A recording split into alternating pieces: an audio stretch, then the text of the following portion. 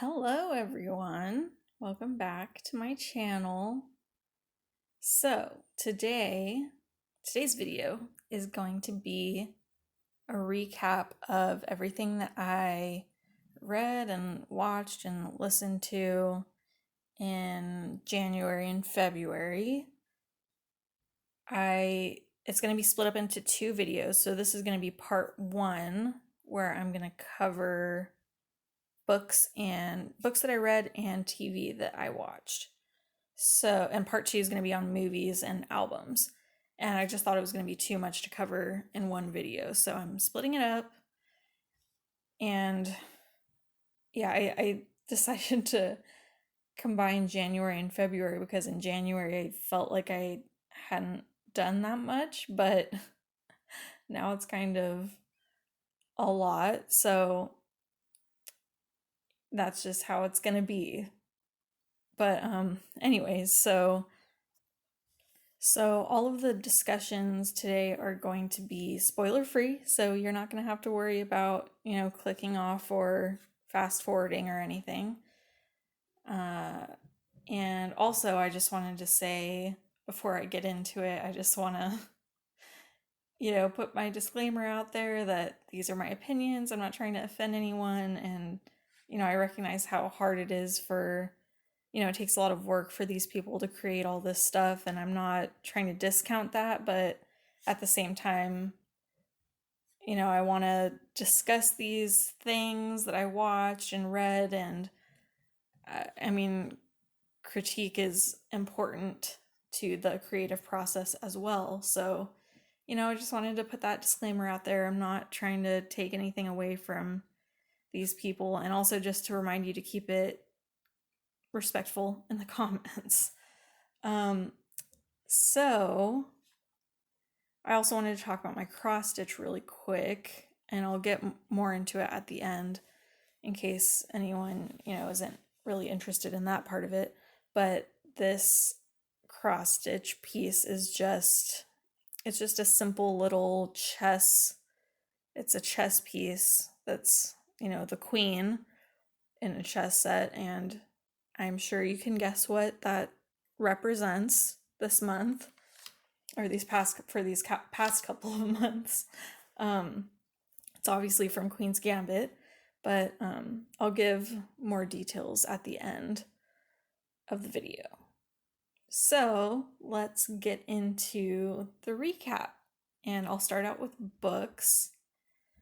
The first book that I read this year was Let It Snow, 3 Holiday Romances by John Green, Maureen Johnson, and Lauren Myracle. And this was originally published in 2008. And it's kind of a romance, contemporary YA book. It's basically just 3 short stories, romance short stories that are set around Christmas time. And the reason why I picked this book up this year is, I've just been I've owned it for a while, and I've been wanting to read it for so long.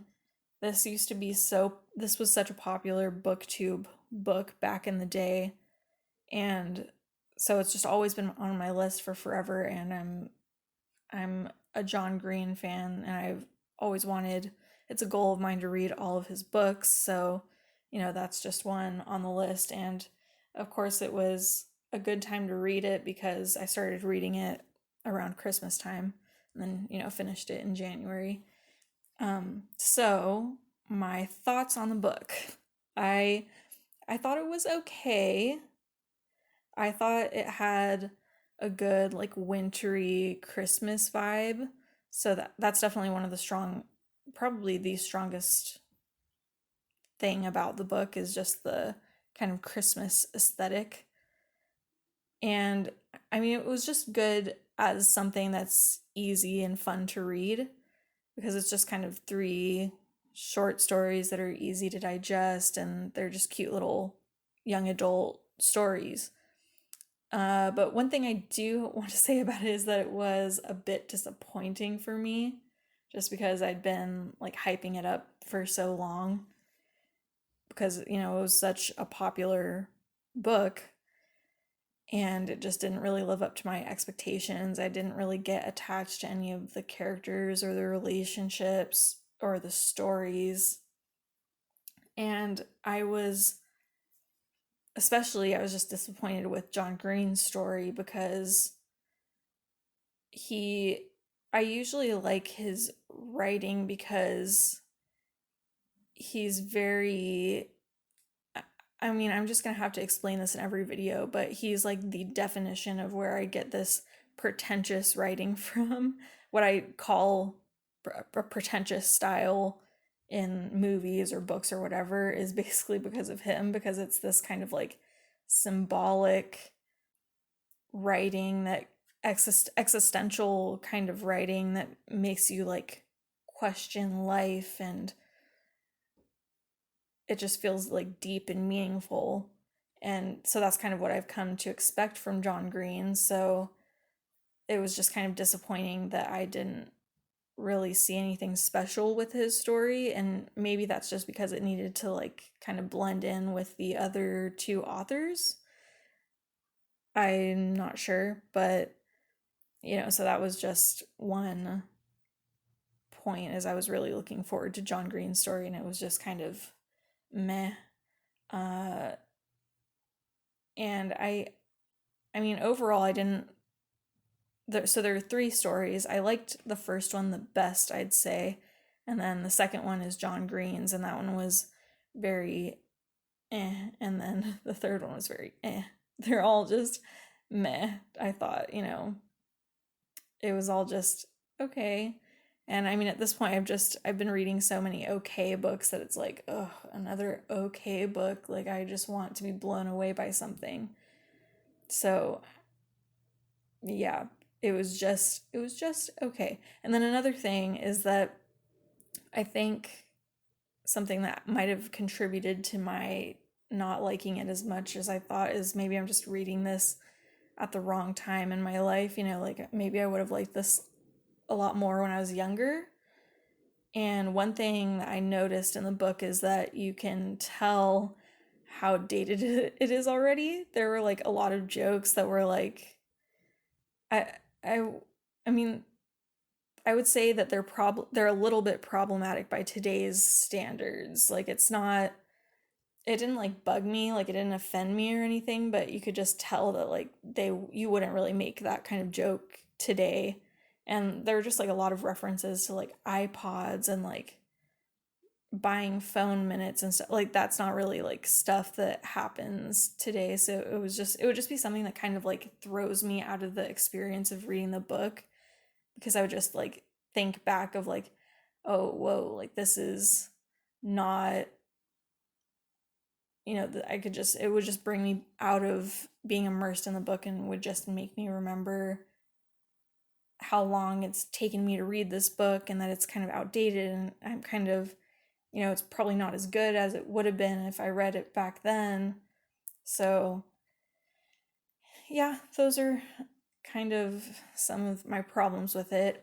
And then bringing it back to another pro about it is that I wasn't really annoyed with it, which is kind of a good thing for me, because I feel like a lot of YA stories that I read these days, they annoy me because I'm like, why are they making these dumb decisions?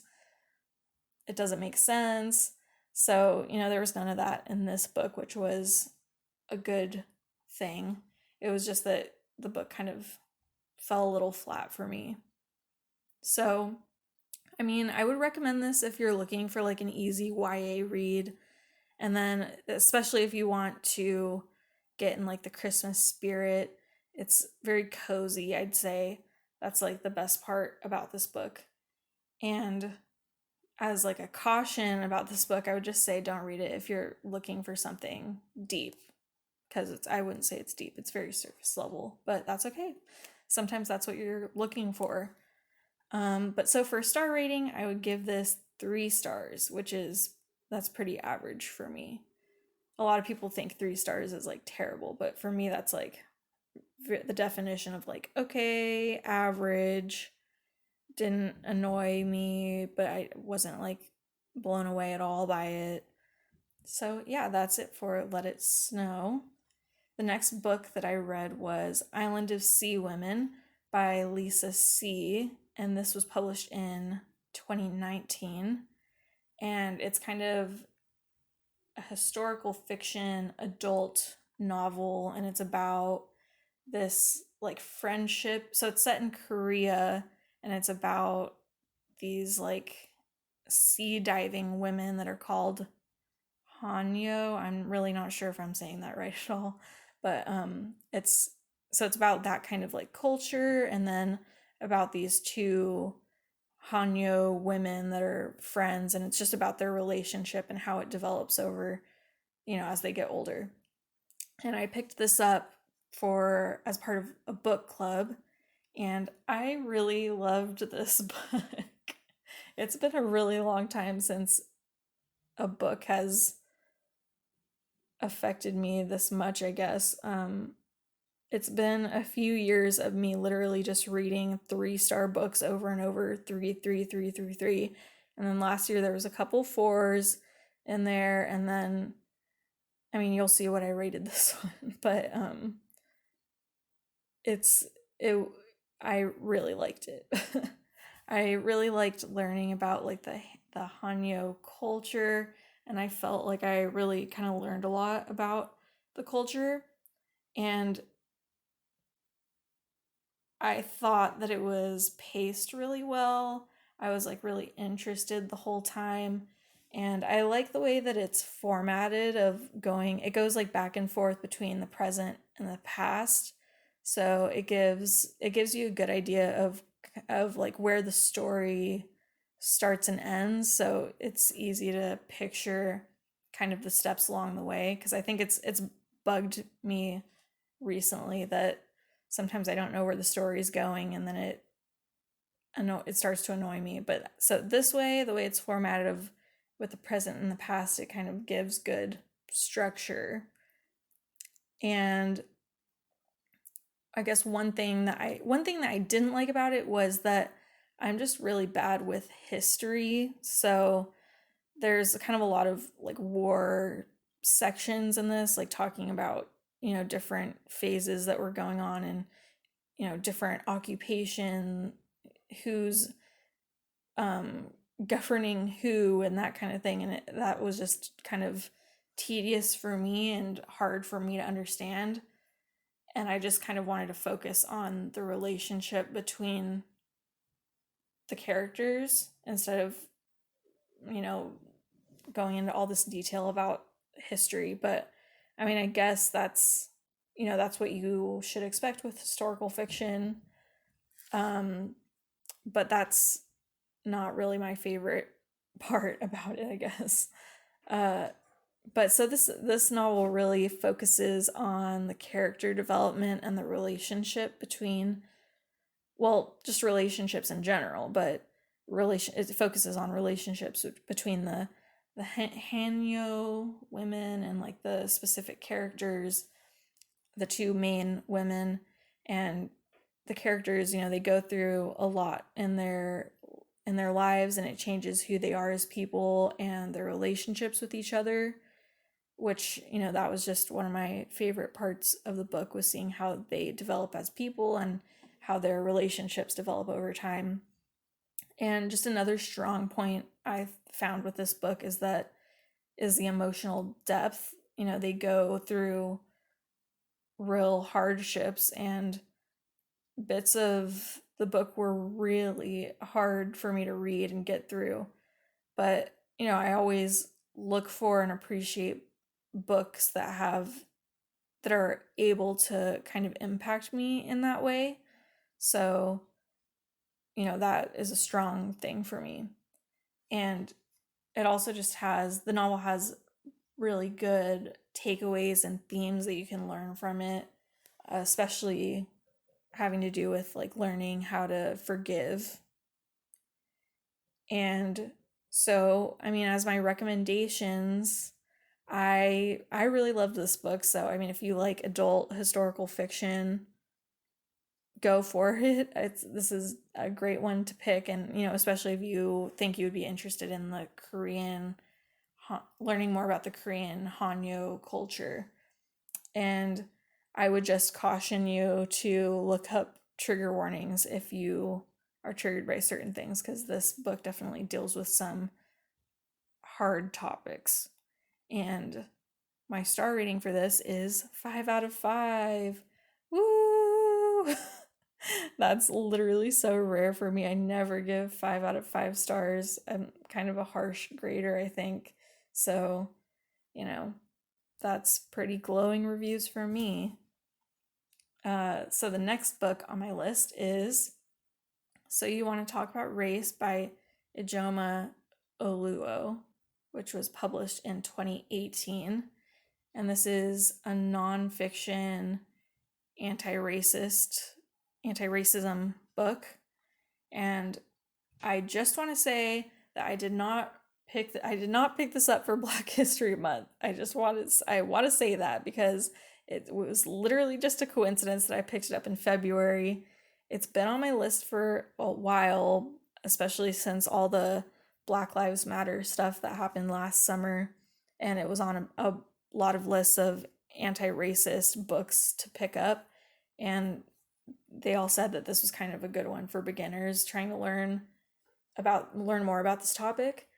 And one of my goals for this year has been that I want to read more, and one way that I've found that I'm able to read more is if I listen to audiobooks while I'm doing, I can listen to audiobooks while I'm doing chores around the house or whatever. So, and I have found that I don't really enjoy audiobooks for fiction very much. Like, it's harder for me to understand, kind of. So I found that it's better for me to listen to nonfiction audiobooks. So all of those things combined is why I read this month. And so on to my thoughts. As I said, this was on a lot of lists for good beginner books for people to start learning more about this topic, and I really have to agree. I think that this was very digestible and accessible for beginners to understand, and I really like the way that it's formatted. It's formatted so each chapter is structured to cover a specific topic. So it covers like cultural appropriation or police brutality, and it's all framed in a way that's easy to process, and each chapter is structured around a really relevant question or topic, and the author brings a lot of personal experiences and is able to relate it back to the topic.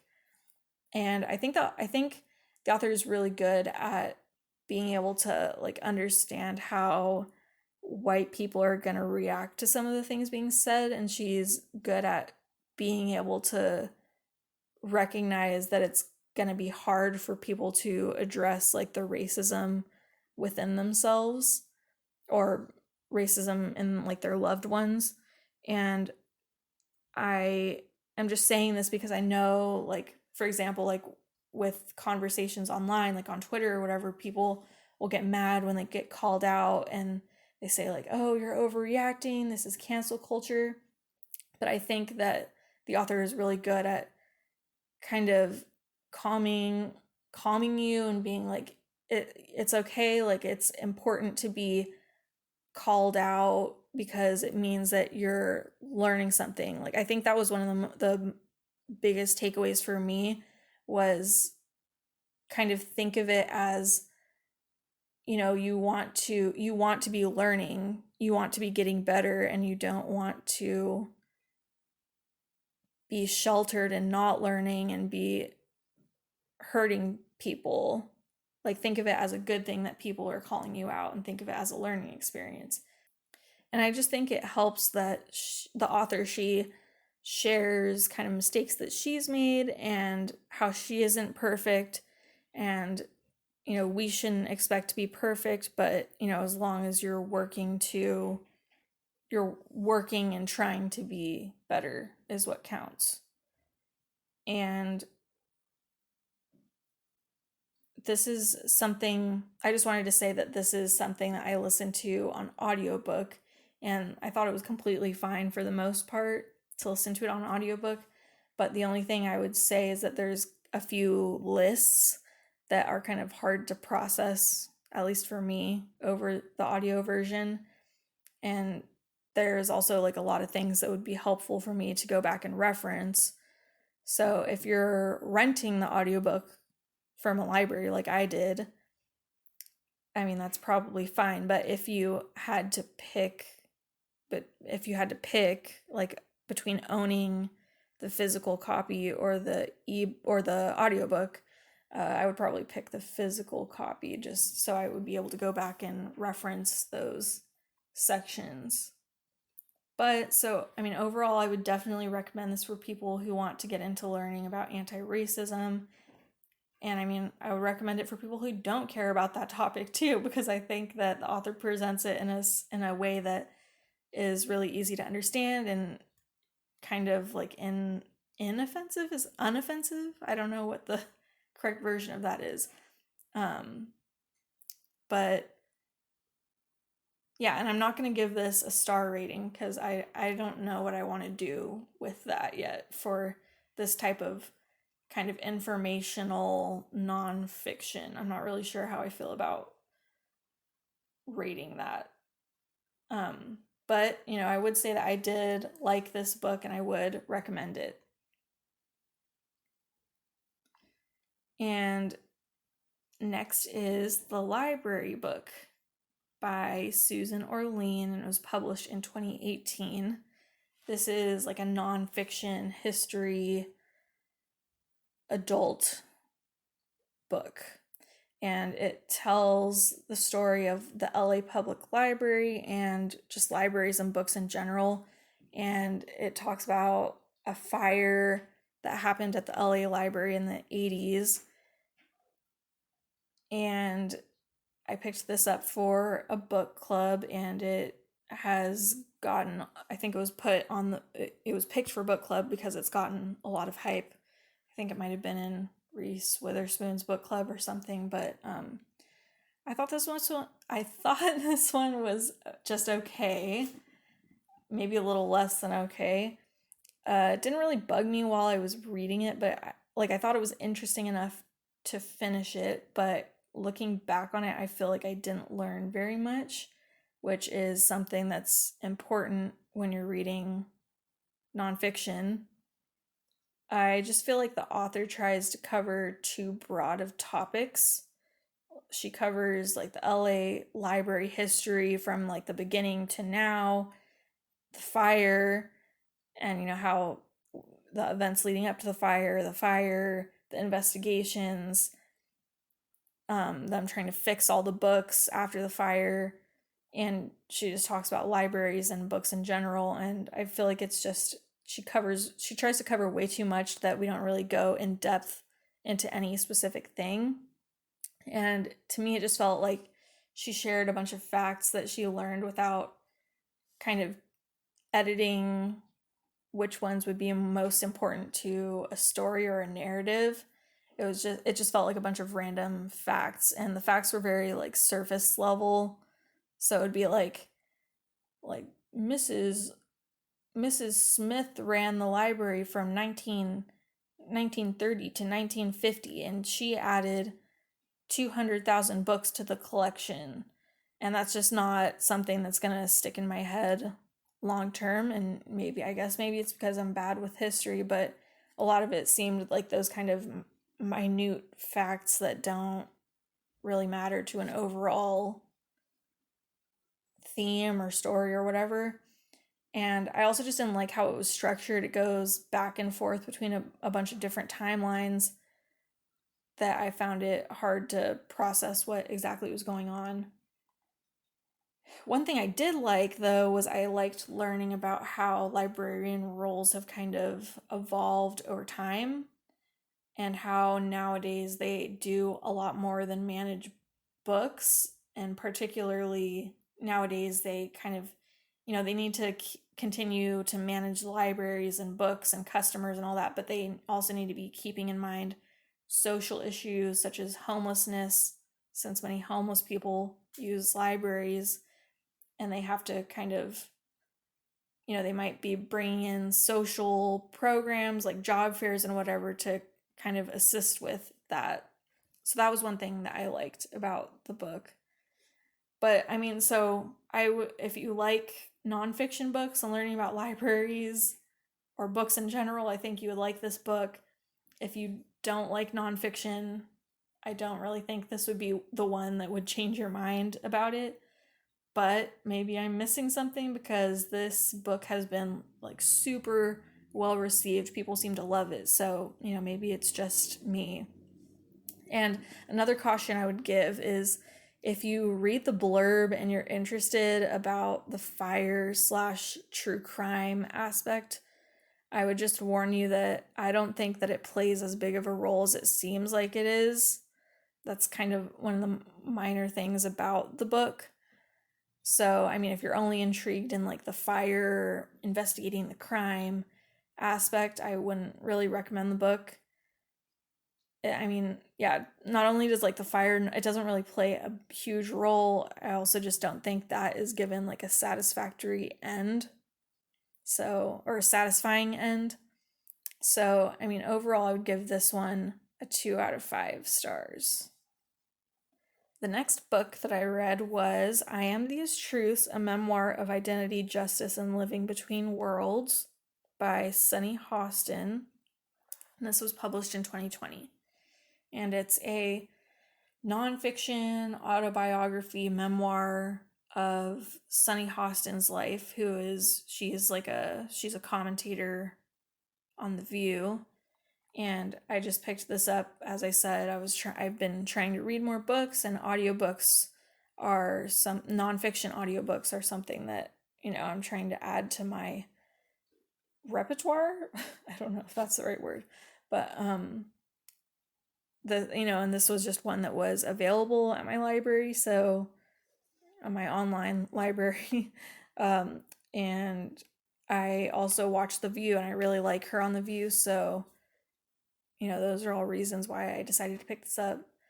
And again, I want to put another disclaimer on here that for memoirs, they can be a little difficult to talk about, because it's about someone's life, and I'm not trying to judge someone's life and saying whether their life has been interesting or it's been boring, or whether they made good decisions or whatever.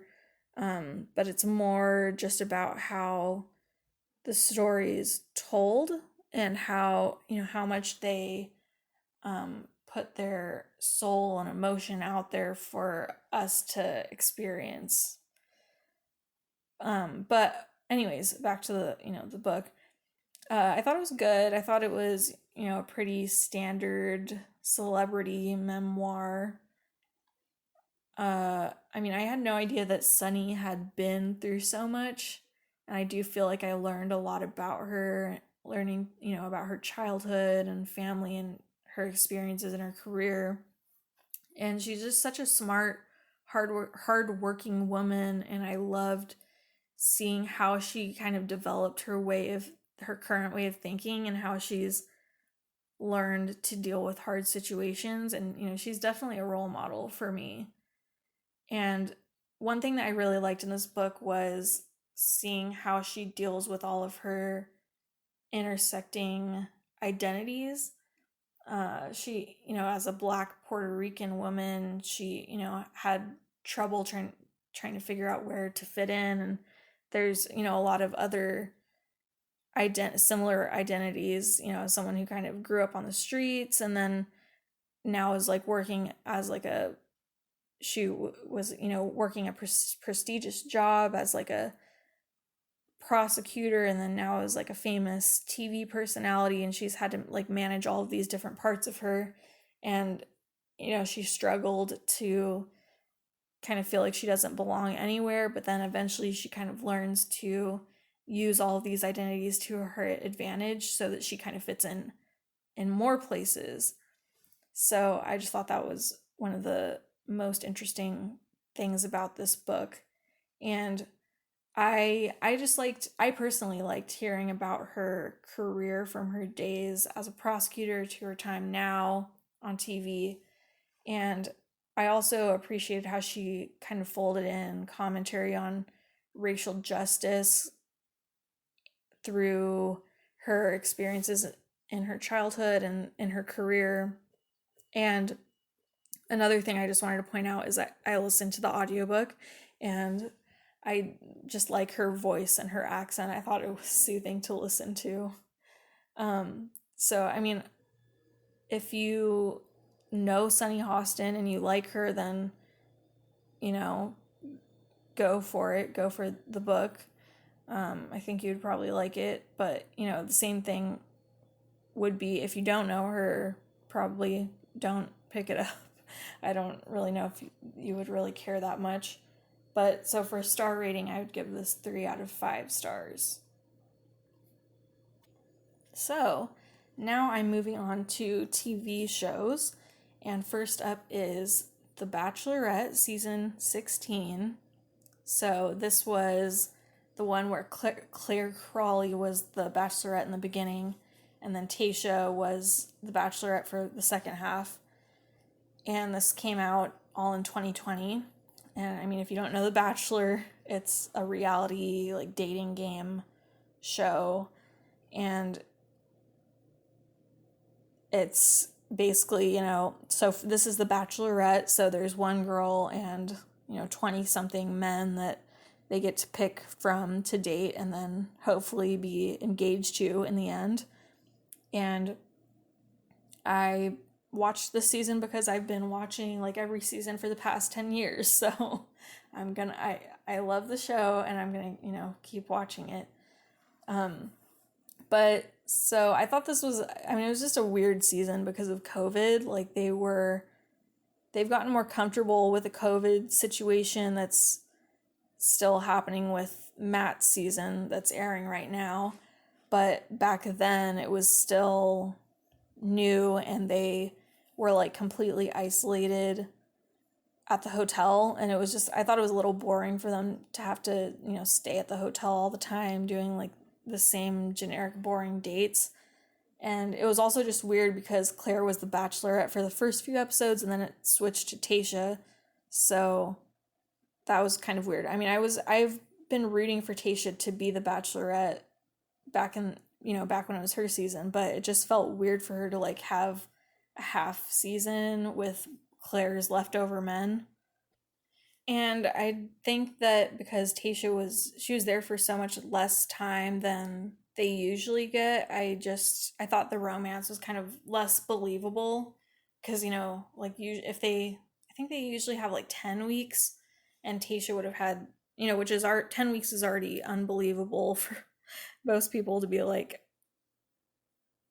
you would really be like, oh, most people are like, I mean, I'm kind of a hopeless romantic, so I like to believe that it's real and everyone's there for the right reasons. But, for most people, they're like 10 weeks and you're getting engaged. That's crazy.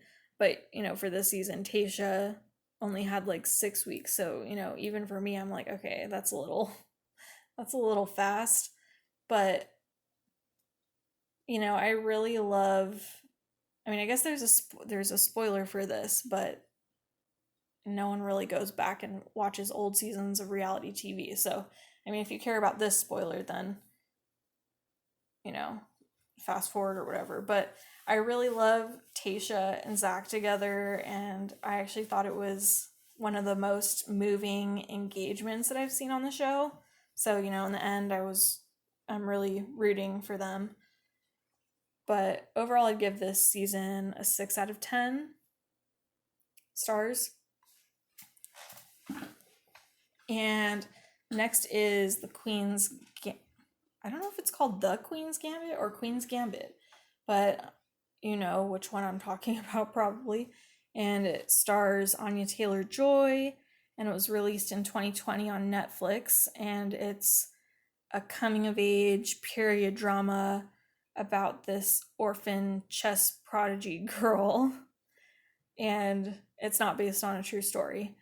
And I just, I just picked this up because of the hype. This was so hyped up and everyone was talking about it, so I had to watch it. And I really liked it. I thought it was kind of addicting to watch for some reason. And I don't know why, because I'm not really interested in chess, but I thought it was really interesting, and I really liked Anya Taylor-Joy in this. I thought she was really captivating to watch. Like, I couldn't take my eyes off of her. And another thing I liked about it is that it's set in like the 50s to 60s. So I really liked like the costumes and the sets. Like, I love anything retro like that. So overall I gave that an 8 out of 10. Next is The Mandalorian season 2, and this has Pedro Pascal in it. These all the episodes came out in 2020, and this is classified as a space western. I would call it more of an action show. This is, season 2. It's a Star Wars show. This season focuses around the Mandalorian, like trying to return Baby Yoda to where he belongs. And this is just this is the biggest show on Disney Plus, so I have to watch it. And I thought it was good. I'm not a huge Star Wars fan, but I thought this was interesting enough. And you can just tell how much money goes into the show. Like, it's crazy how high quality the effects are. And I liked how each episode was focused around like a little quest for the Mandalorian to do. And of course, my favorite part was Baby Yoda. He was so cute. I love him so much. And I thought the season ended like in a way that was, it left me pretty excited for season 3. So overall, I gave this a 7 out of 10. And the next show that I watched was Night Stalker: The Hunt for a Serial Killer. And this was released in 2021 on Netflix. And it's a true crime documentary series about trying to catch, it's kind of going through all the Night Stalker cases and, up to, how they catch him. And I picked this up just because I've heard not a lot, I heard a little bit of buzz about it. And, I'm always on the lookout for new shows to watch. And, I like true crime shows. So there you go. And I did not like this at all. I thought it was pretty boring, and it stretched over way more for the amount of content that was actually there. They stretched it over way too many episodes than they needed it to. I think it was 3 episodes, and they probably could have fit it all in one. And a lot of the cases were very similar, and they go like detail for each, they do details for like each one, and it's just repetitive. I don't know why they needed to do that. And usually these Netflix true crime docu-series, they go through like all the twists and turns of finding the clues and finding out who the suspects are, but there weren't really like many clues or suspects. There was like a few clues that led straight to Richard Ramirez, so there wasn't really a purpose here to me. But yeah, so I gave this a 2 out of 10. And the next show that I watched was Crime Scene: The Vanishing at the Cecil Hotel, which was released in February 2021 on Netflix. And this is another true crime documentary series about the Cecil Hotel, and specifically about the disappearance of Elisa Lam. And I picked this up. I was pretty excited for it since it was announced, because I've just always been interested about the Elisa Lam case. And there was also a little bit of buzz that I heard about around the show. And I mean, I thought it was okay. I thought it was a little stretched out. I thought it could have been maybe 2 episodes rather than 3. And I don't think I really learned anything new about the case, so it was just meh. And I think that there are YouTube series out there that talk about the case in a much more interesting way and in a more compact way, rather than spreading it across 3 episodes. And I just think this was one of the more forgettable true crime series that I've seen on Netflix. So I gave this a 4 out of 10. And next is Bridgerton. Bridgerton season 1, which was released in 2020 on Netflix. And this is another period drama that's about, it's set in like the early 1800s London, and it's just about kind of a debutante season. And I mean, this show just had so much buzz around it. It was completely unavoidable. I had to watch it. And I also knew that Shonda Rhimes had some kind of involvement with it. And I like Grey's Anatomy and how to Get Away with Murder. So, thought I would enjoy this one. And I literally loved this show so much. I never rewatch shows, even like years later. If it's been 10 years since I've watched a show, I still don't really rewatch it. But this one, I like instantly wanted to rewatch it. I want to read the books. I want to know more about the world and the characters. The relationship between Daphne and Simon was like my trope dream, like literally all the tropes that I love. And Simon was like the dreamiest guy and character ever. And it was just like the first couple of episodes was like my dream romance. It was perfect. And I loved the characters in general. There's so many lovable characters, lovable and just interesting characters. And my favorites were Penelope and Eloise, especially Eloise. I thought she was so funny. One thing that I didn't like about it was I felt like the whole storyline was rushed through really fast. Like the first like 3 episodes alone, I feel like each episode could have been a season.